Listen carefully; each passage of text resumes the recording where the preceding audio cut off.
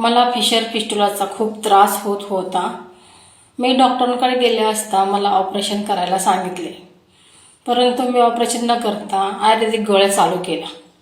आयुर्वेदिक गोळ्यांनी मला काहीही फरक पडला नाही. त्या मी 2 ते 3 महिने खाल्ल्या, पण काहीच फरक पडला नाही. नंतर मी डॉक्टर प्रियंका यांच्याशी संपर्क साधला. त्यांनी मला होमिओपॅथी गोळ्या चालू करण्याचा सल्ला दिला. त्यानंतर मी त्यांच्या गोळ्या चालू केल्या.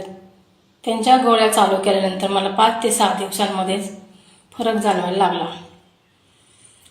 नंतर मी त्यांच्या गोळ्या तशाच चालू ठेवल्या. मला खूप जास्त चांगला फरक पडला.